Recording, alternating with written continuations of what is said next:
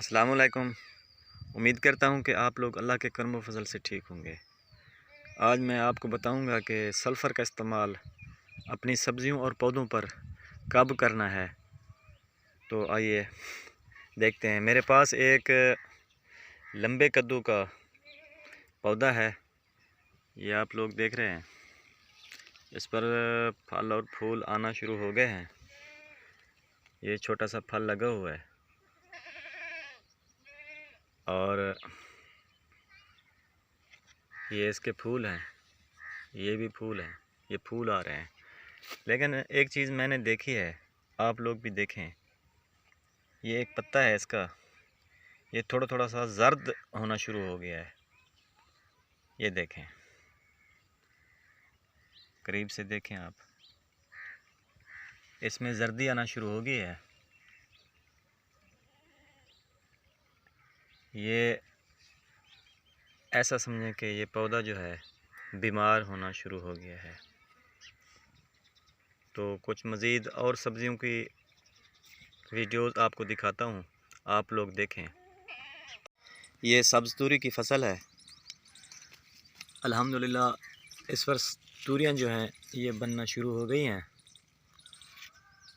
ये फसल बहुत ही तंदुरुस्त और सेहतमंद है। इसमें किसी चीज़ का कोई मसला नहीं है। फूल और फल भी आना शुरू हो गए हैं। ये सब्ज़ी माइल है, गहरे रंग की इसका कलर है, गहरे कलर का, सब्ज़ कलर का। ये देखें, ये बेहतरीन और तंदुरुस्त है। जड़ी बूटियाँ हैं, लेकिन जड़ी बूटियों को तलफ़ ना करने की एक वजह है कि हमारे इलाके में काफ़ी हद तक लू चलती है और लू शुरू होने वाली है, क्योंकि मई जो है शुरू होने वाला है। तो मई में जो लू चलती है, गर्म हवाएं चलती हैं, ये ज़मीन की नमी को जल्दी से ख़त्म कर देती हैं। तो जब जड़ी बूटियाँ होती हैं फसल में, तो उसका फ़ायदा एक ये होता है कि हमें जल्दी जो है आबपाशी नहीं करनी पड़ती। ज़मीन जो है जल्दी से वो तरोतर में नहीं आती। तो ये फसल है, एक तंदुरुस्त फसल है। इसमें खुराक की भी कमी नहीं है और ना ही किसी बीमारी का मसला है।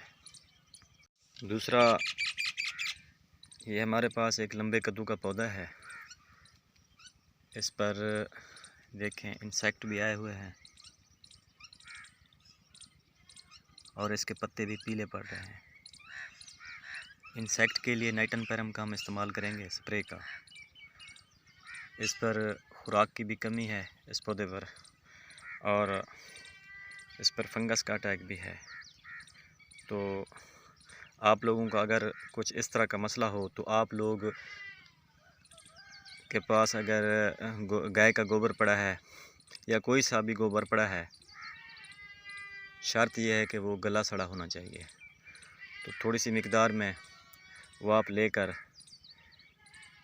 एक पौधे में आप खुरपा करके वो डालकर पानी भी दे सकते हैं, उसको मिट्टी मिक्स करके। अगर इस तरह आपके पास गोबर नहीं पड़ी, अगर डीएपी खाद पड़ी है, तो आप खाद का इस्तेमाल करें।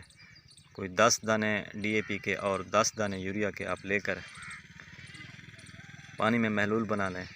ये 3-4 पौधों के लिए काफ़ी है। गाय के गोबर का आप इस्तेमाल करें, वो भी ठीक है। डीएपी का इस्तेमाल करें, वो भी ठीक है। और दूसरे नंबर पर आते हैं हम, तो फंगस के लिए मैंने एक बताया था आपको कि मछलियों के छिलके भी आप इस्तेमाल में ला सकते हैं। अगर आपके पास हैं या करीब से कोई आप ले सकते हैं, तो 50 ग्राम 50 ग्राम जो मछलियों के छिलके हैं वो पानी में भिगो दें। वो भी मैंने वीडियो एक बताई थी। अगर मछलियों के छिलके आपके पास नहीं हैं, तो मार्केट से 1 किलोग्राम का सल्फ़र मिल जाता है या आधा किलोग्राम का सल्फ़र मिल जाता है। तो आप लोग उसको, अगर आपके पास कुछ चंद पौधे हैं, तो 10 ग्राम एक पौधे के लिए उस पैक से निकाल लें। तो उसको पानी में महलूल बनाकर आप पौधे में फ्लड भी कर सकते हैं, और अगर फ्लड ना करना चाहें तो आप स्प्रे भी कर सकते हैं। इससे आपकी फसल पर फल और फूल आना बेहद ज़्यादा आना शुरू हो जाएंगे, और आपकी फसल की जो पैदावार है उसमें काफ़ी हद तक इजाफ़ा हो जाएगा। उम्मीद करता हूँ कि आपको मेरी आज की ये वीडियो पसंद आई होगी। पसंद आए तो लाइक कीजिएगा और मेरे चैनल को सब्सक्राइब भी कीजिएगा। तब तक के लिए मिलते हैं नेक्स्ट वीडियो में।